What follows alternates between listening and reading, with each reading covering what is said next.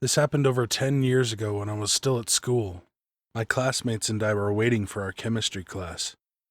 We had a 15-minute break per day, instead of the usual 5-minute ones, but some of us decided to just wait near the classroom at the end of the corridor. Suddenly, the door handle started moving by itself, as if someone was pressing on it from the other side. Somebody got locked inside the classroom. We started calling to the person on the other side of the door, but they never responded. Instead, they kept on pressing the handle.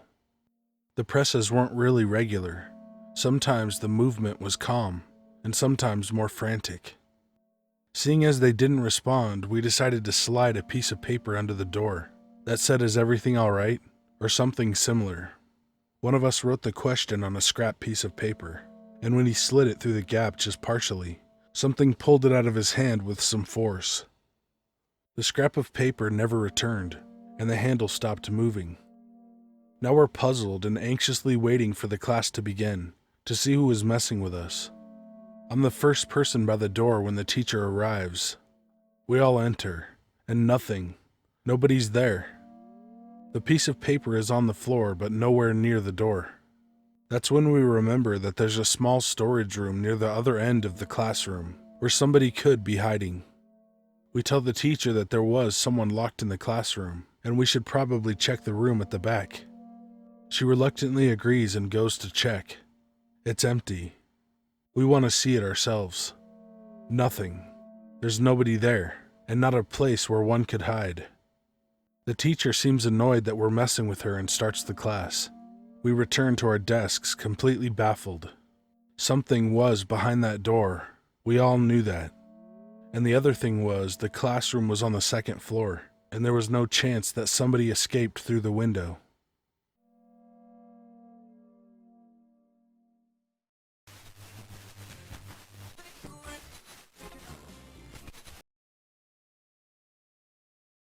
This incident happened to me when I was a 6th grader, attending middle school, probably back in the year 2010. I was barely 5 foot and weighed maybe around 70 pounds at this time. Basically, I could have easily been attacked or kidnapped had I stuck around long enough to find out. I'm 19 years old now, but still on the short and light side, and this memory still gives me chills when I think about it. Even more so in the world we live in today, and realizing I could still easily be taken advantage of. Knowing that this incident happened has only made my paranoia worse, and it's certainly made me more attentive of cars parked on the side of the road. It was around 6:30 in the morning. My family and I had recently moved to Southern California, as we're a military family and tend to get orders to move places. Normally my stepmom Jen would drive me to school to make sure I wouldn't get lost, but it had been a couple of weeks and I was familiar with the area. At the very least, I was familiar with the walk to and from school. So I finished getting ready and head outside. It was a warm, crisp autumn morning, and there was a heavy fog hanging in the suburban town I lived in. I didn't think too much of it, and crossed the street where my best friend Lorraine lived. When she answered the door, she told me she was sick and wouldn't be going to school that day. I was a bit bummed out, but I hoped that she felt better soon. Then I walked about 5 houses down to Ariana's house, who was a mutual friend I met through Lorraine. As it turns out, Ariana had already left for school. I suddenly felt an unsettling feeling overcome me, almost like a warning that something bad might happen to me if I decided to walk alone. I was and still am a scaredy cat, so I went back to my house. Jen was visibly annoyed that I wasn't on my way to school. I said I was nervous because of the fog. She said that I'd be fine and pushed me out the door, so I plugged in my iPod and started the walk to school. For the first 10 minutes or so, nothing out of the ordinary happened, and I started to feel stupid for being scared. I was on the last neighborhood street before reaching the main road, and the school wasn't too far away. So I'm walking on the sidewalk, and there's a small gray car parked a few feet before some concrete steps. This means I have to pass this car before I decide to take the shortcut by a man-made lake, or continue to walk straight to reach the main road. I wasn't very far from the car when I noticed that someone was in there, and they had turned their headlights on. I pulled out one earbud from my ear and turned my music way down. As I began to approach this vehicle, my heart was pounding in my chest. That creepy feeling was back, and I didn't like how this guy was just sitting there idling. I tried to rationalize that maybe he was waiting on someone, and him turning on his headlights was just a coincidence, and I could have believed that. In fact, I almost did, until I saw him. This dude was the epitome of creepy at the time. He had to be 30 or 40, with greasy, balding brown hair and brown eyes. He was a large man, not quite obese though, and I'm sure if he had gotten out of his car he would have been at least 6'3", because he looked like he hardly fit. He wore a stained wife-beater tank top that I'm guessing must have been white at one point, and ratty old jeans. There were patches of stubble scattered on his cheeks, chin, and upper lip, and his car was filled with smoke from a cigarette. One glance in his ashtray told me this wasn't the first one he had. When he noticed me staring at him as I started to walk by, he gave me a wide smile that showed off his yellow and brown teeth. "Hi there, little girl," he rasped, and I felt my blood run cold. "Where are you going to? School? Need a ride?" He had a touch of an accent that I thought was Spanish, and I remembered how his R's rolled as he called out to me. I tightened my grip on my backpack and shook my head. "No, thank you." "Are you sure?" he asked me. "It's not a problem. A little girl like yourself shouldn't be walking to school on your own, especially in a fog like this. Bad things might happen to her if she does." I didn't want to say anything because I was worried if I did, he'd hear the fear in my voice. Instead, I kept walking, heading towards the concrete steps that led to the lake. "Hey!" the man called after me. "Hey, get back here. I'm talking to you. It's rude to ignore someone, especially adults. Didn't your mommy and daddy ever teach you that, little girl?" I walked faster, and this was about the time I thought I heard the faint audible sound of his driver's side door opening. "Fucking bitch," he mumbled. I could hear him wheezing, probably as he started getting out of the car, but I didn't look behind me to find out. Instead, I started running down the stairs and along the sidewalk faster than I had ever ran in my life. When I thought I was at a safe distance, I turned and looked behind me, but he was nowhere to be found, and I breathed a sigh of relief before heading to school and pretending everything was normal. Though looking back now, I really wish I had told someone. After that, I was more than terrified to walk to school or home by myself. I never saw that man again though, probably because he thought I had told someone about him. In all reality, I really should have. Creepy, greasy cigarette man, let's never meet again.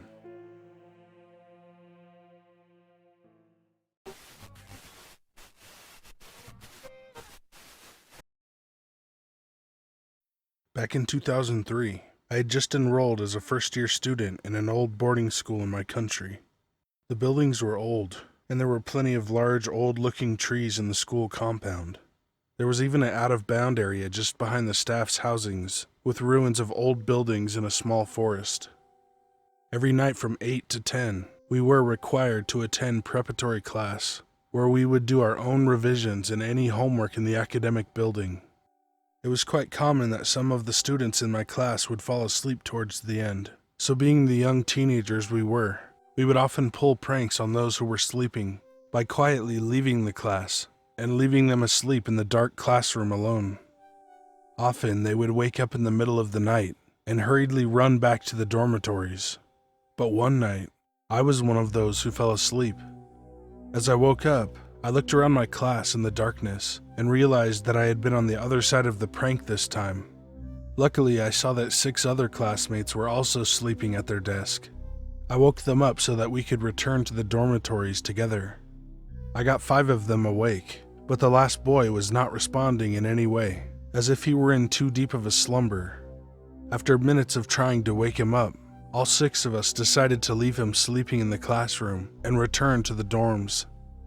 As we walked in the cold, dark walkway, the chilly night wind blew, and the big trees swayed in the wind. We chatted to keep our spirits up until we reached our dorms. However, when we arrived, we were shocked to see that the boy that we tried to wake up was chatting happily with other classmates. We asked him how he arrived here so fast when he was still sleeping when we left the classroom. He looked at us bewildered and said he went back to the dorm with everyone else and left 6 of us sleeping. I was angry at this point, and insisted that there were 7 boys, including me, in that class, and the other 5 boys confirmed that it was him that we were trying to wake up. In the end, all of us just suddenly went quiet and went to bed.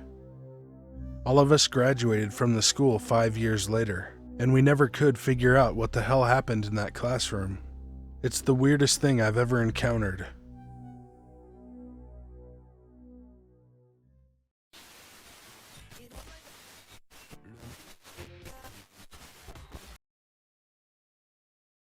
After 5 years of teaching, I'm sad to say that I've run into my first violent incident. I work in a so-called international program in China. We run our students through a battery of standardized tests, the end goal being acceptance at a Western college. We split our curriculum up into 3 years, and our students hit the test of English as a foreign language, or TOEFL for short, as freshmen. For those outside the industry, it probably makes sense to start testing students' English aptitude early on. However, the test is to test students for college-level English ability, so our 15-year-olds are faced with either understanding excerpts from college textbooks and lectures, or falling behind their classmates. You can imagine the pressure that this puts on the kids, especially as they're trying to figure out who they are in this world, and whether or not they can fit in. Enter Sui. Sui was a good student, or at least looked like one. She was tall and had a bright smile. While the other girls had started to fill in throughout the year, puberty decided to manifest itself on her face instead of her hips. Besides the acne, she also had a number of odd habits that pushed people away. From what I understand, she seldom bathed and had a penchant for taking off her shoes in class. I never saw that myself, but every time we talked, it was clear that oral hygiene wasn't a high priority for her. She was an odd duck, to be sure, but at the beginning of the year, her classmates accepted her quirks, and she hung with the star students. In China, testing is everything. Everything also works on what I refer to as a rank and yank system. That is, classes are ranked from best to worst by test scores, and are reshuffled into other classes at least 3 times a semester. In theory, this rewards hard-working students, who know that their high scores will see them rewarded. However, it means that all of the star students and up are together in one class, and all of the slack-offs and rejects are shuffled into the lower classes. For reference, Class 1 is the best for us, and Class 5 is the worst. Only 1 month into the school year was the first diagnostic test, and the results were not good for Sui. She honestly didn't stand a chance. Sui's only friend was a well-mannered girl who'd gone to an English language school since primary school, whereas Sui's family couldn't afford such expensive schooling. Worse still, there were several kids in the lower classes that also attended English language schools, and although her math and sciences were better than theirs, English is heavily weighted since we're an international program. Because of one test score, Sui found herself shuffled out of a class of students who cared about her and into a class of rich and spoiled slackers. The first day I saw her sitting in the back of Class 4, my heart broke. What was even worse was seeing her old best friend making friends with all of the shining star students from Class 1 and leaving poor Sui behind. No longer did I see them walk around arm in arm. No longer did I even see them say hello. What I was happy to see was that Sui had picked up her studying. Whereas she'd spent all of her time on manga before, she buried her nose in English vocabulary between classes in preparation for the next test. When she failed to move up after midterms, she started coming in during office hours to practice her spoken English. The system sucks, but honest to God, I was happy to see that she was motivated now. We would discuss her sketchbook when she came in, which I took particular interest in because I had been taking a drawing class with my wife in the evenings. She drew dark but beautiful things, my favorite of which being a sunken-eyed girl covered in butterflies. She even taught me how to sharpen a pencil with a knife. "You can use more graphite this way," she had said.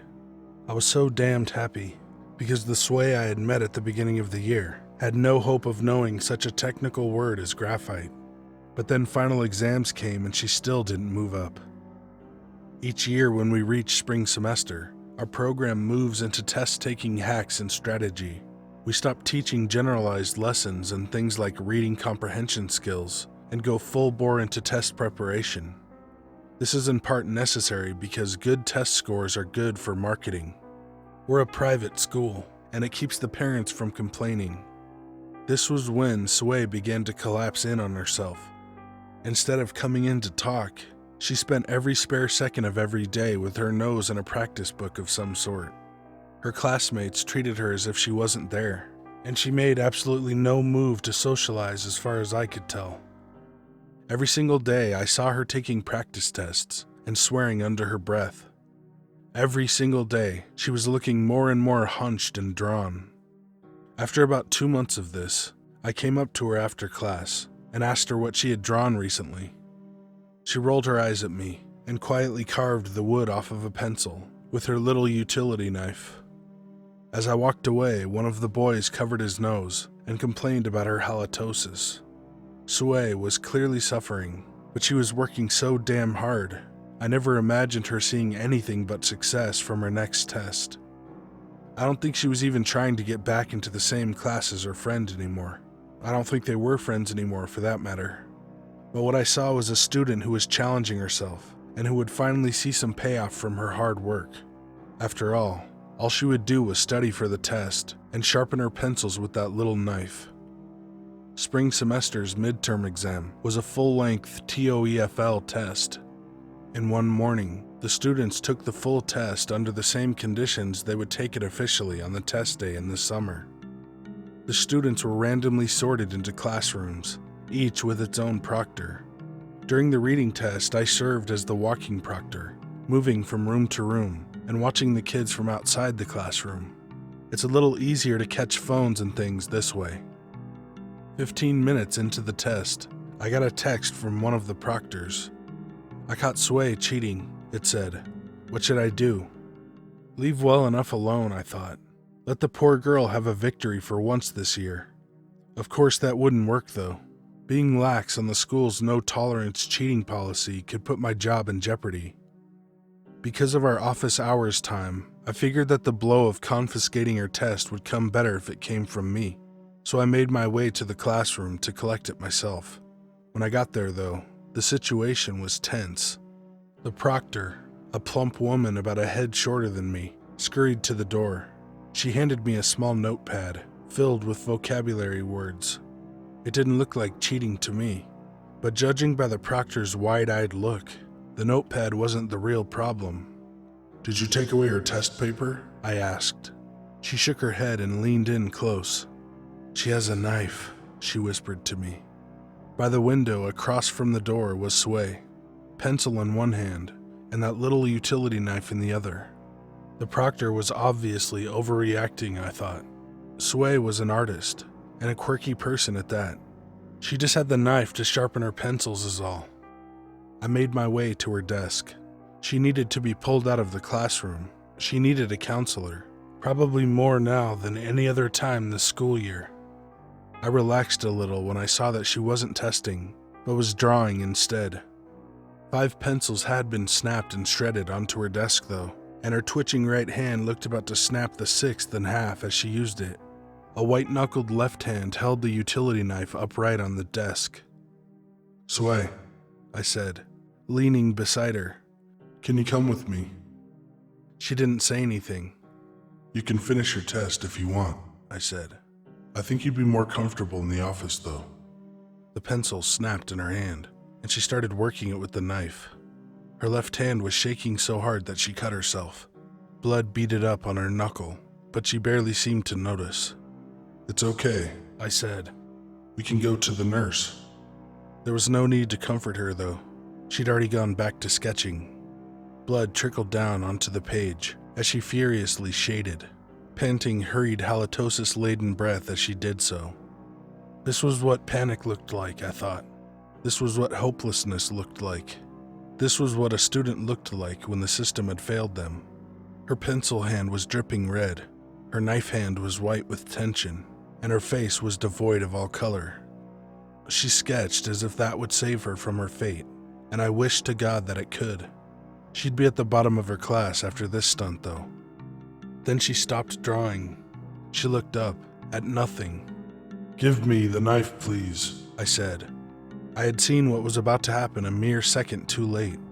It took only an instant for the utility knife to twitch up into her neck. The delicate blade snapped off as it slid underneath her jaw. Her thumb twitched up the knife's length, coaxing more knife out of the casing. The new length was meant for the other side. It bit into my hand as I tried to stop its arc.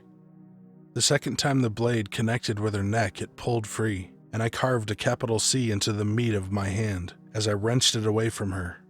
I was far too late for the effort to make any difference, though. The school paid for my stitches, and I got a week of paid leave to deal with the trauma. They never told me what actually happened to Sway. I just know that I never saw her at school again. Best case scenario, she had been expelled and was now receiving mental care. What seemed more likely was that she'd either succeeded in her public suicide or had been shuffled off to an even worse school with even worse students. The question of which one is true often comes to me in my quieter moments.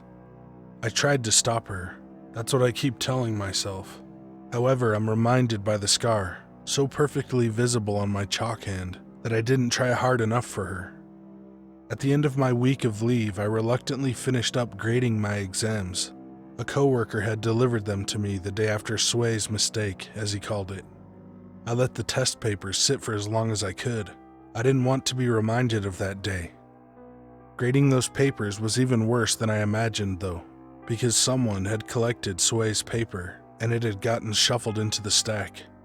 Dominating the page between brown droplets of blood was a sketch of a sunken-eyed girl, a kaleidoscope of butterflies around her neck.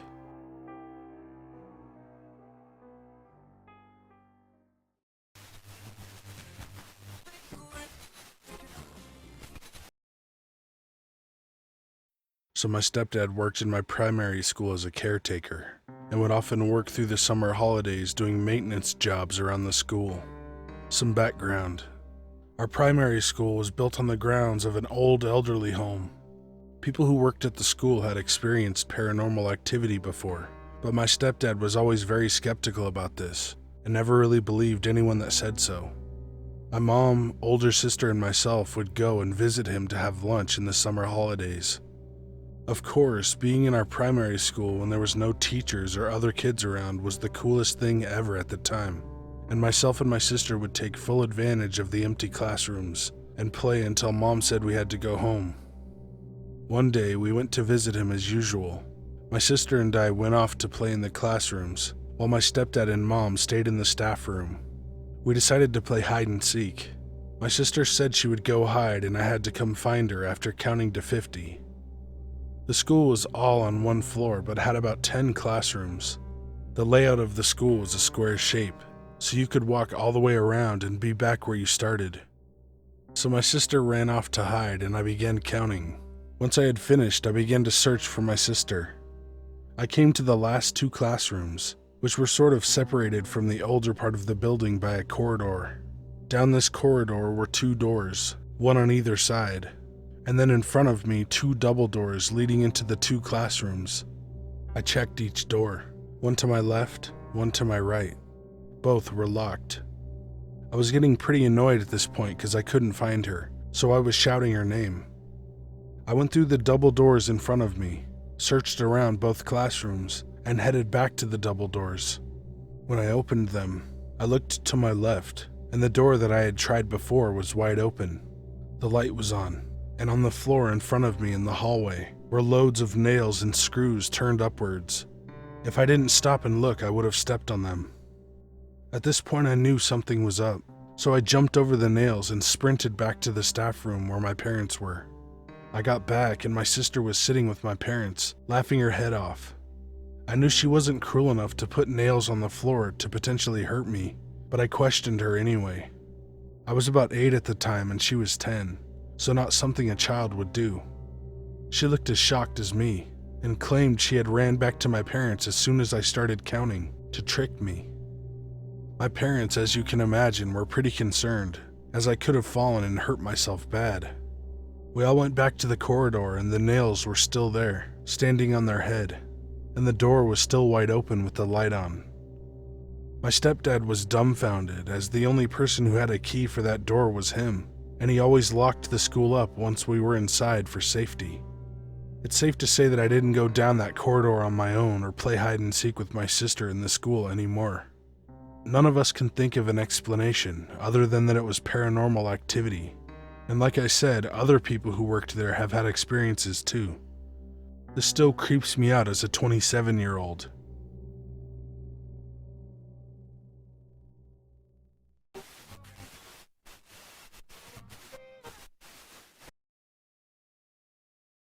When I was in college, I developed a bad habit. No, not alcohol or drugs. Something far tamer than those. I developed a habit of sleeping in class. You see, it seemed as though every class I had fell right after a meal. Breakfast, then comp sci. Lunch, then general biology. Dinner, then statistics. As a result, I tended to drift off as the professors lectured. However, it was an incident that occurred during that last class that finally broke me of the habit for good. Most of my classes were held in lecture halls at the Science Center, a large multi-storied concrete building with little in the way of decor. From the outside, it looked more like a parking garage or a penitentiary than an educational facility. Inside wasn't much better. A drab, featureless interior full of the same bland concrete walls and dull fluorescent lighting. Only a small area on the third floor dedicated to offices for the various staff had anything that added color to the place. One evening, after a meal from the student union, I sat in the back row of my statistics course, feeling the tug of my eyelids as the professor droned on, down in the front of the auditorium, and my stomach digested my dinner. You never notice yourself going to sleep unless you're actively fighting it, and I was not one to wage war on myself. So it wasn't long before I was out, chin in my hands, pen dangling from my fingertips, hunched over a notebook full of scribbles. It wasn't unusual for the teacher to notice when someone was snoozing in the middle of a lecture. Half the time it seemed like they didn't care. They're not paid to wake you up, after all. If you're not paying attention, they're not going to suffer a pay cut when you flunk out. But some still take a moment to call your name, try to snap you out of it. So when I heard my name being called in the middle of sleep's dark embrace, I quickly snapped to attention and responded, "Yes?" My face got really hot, anticipating the laughter of the other students, but the moment quickly faded as I realized I was sitting alone in a dark and empty classroom. Looking at my watch, I realized that I'd actually managed to doze off through the entire hour and then some, and it was already past 9 o'clock. Nobody had bothered to wake me, either as a joke or out of sheer obliviousness. Then I sat there wondering, who called my name? I could still hear the voice in my head, leaving me to wonder if maybe it had been a dream. But then the voice came again. It was low, echoing in the empty room, clearly not my imagination. The auditorium was dark, but I could still make out much of the interior and the empty seats from the smidgen of yellow lights that came through one of the exits, especially from my position at the top back row. "Hello?" I called out into the empty blackness. Several steps down and to my left, something shuffled, moving along the row of seats. I couldn't see it, but from the sound of it, it seemed to be coming in my direction. Instinctively, my heart started racing, and I stood up, fumbling in the dark to find my books and get out of there. My pen fell to the floor and rolled off the edge of the level I was on, and for the briefest moment, I had the insane thought that I needed to go get it. But then the shuffling stopped and the room went quiet, and I stood frozen in my spot, holding my breath and feeling my heart beating in my ears. It felt like minutes went by, standing in that uncanny silence. I swear the only sound seemed to be the faint ticking of my watch. The need to move, to get out of that room was overwhelming, but some lingering thought in the back of my mind wanted to hear whoever it was, whatever it was, and know that I wasn't going crazy. It obliged, finally breaking the silence by calling out my name again, not with a friendly, curious voice, but one almost devoid of emotion, like a parrot repeating the sounds its owner makes but not knowing what they mean. When I gave no response, it moved with a brushing noise, akin to someone crawling on their hands and knees, then called again. I couldn't hold my breath in any longer, and I exhaled raggedly, my entire body shaking with fear. It was enough, and the shuffling came again, almost frenetic, moving to the middle of the aisle, then up the steps toward where I stood. Finally, my fight-or-flight response kicked in, and gripping my books tightly under one arm, I dashed for the other end of the row, nearly tripping over my own feet. Looking back over my shoulder, the room was still incredibly dark, but there was enough contrast between the shadows and the objects that I could just make out the form of whatever it was coming up around the edge of the desks. It had the appearance of a human being, but its gait seemed more like that of a crab, walking on both hands and feet, with its knees and elbows bent, and its back arched at an agonizing-looking angle. Something about its head also seemed off, the way it bobbed as the thing scuttled, like it wasn't fully attached. The nightmare realized that I was on the move, and began scrambling up onto the desktops in a beeline straight for me. As it clambered across the row, it started making this awful gibbering sound with an unnerving excitement to it.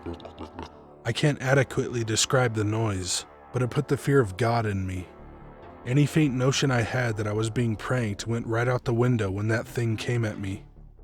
I hit the wall hard, bruising my shoulder, and tumbled down the steps towards the front of the room. Through sheer determination, I managed to keep myself on my feet and tore out of that classroom without looking back. Nobody was in the hall. In fact, nobody seemed to be in that part of the building at all. And why would they be? There weren't any classes that late at night, and all the offices and study areas were 2 stories up. The exit to the building was dark, almost as dark as the lecture hall, but I didn't care.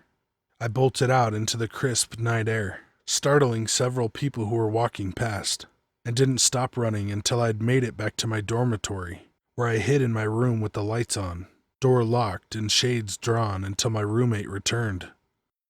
So what was it? I don't really know. My strongest suspicion is based on a story I learned later, while talking about the incident with a grad student who had been studying at the school for years. According to her, when the center was first being built, one of the construction workers paving the roof wasn't watching where he was going, and stepped on a skylight that happened to be set over a stairwell. He plunged 3 stories, striking the railing several times and landing on his neck, killing him instantly. Whether that story is true or not, I can't be sure. I couldn't find any news articles about construction accidents, and none of the professors I asked would verify it. Nobody else has described experiencing anything like it either. I'll tell you though, after that I didn't visit the science center after dark, and I sure as hell never fell asleep in class again.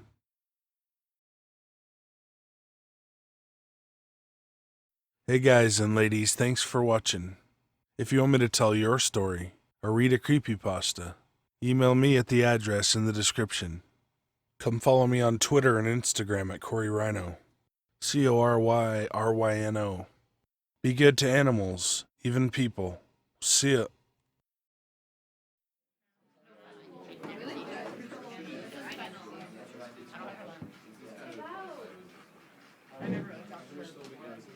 Okay, people, shut up. My name is Mr. Interval, and welcome to my class. Let's go ahead and get roll out of the way. Adams. Here. Anderson. Yo, Bueller. Come on, you guys don't get that fucking joke? I guess I am old. Alright, how about everybody who's here raise your hand? Okay, that takes care of attendance.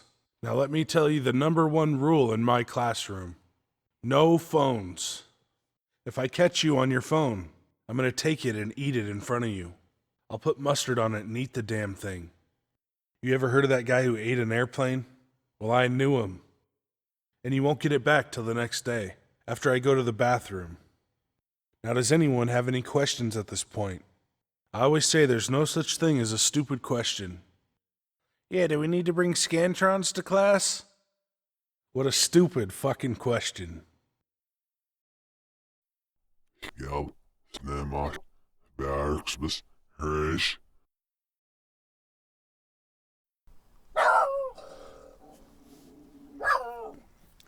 God damn it.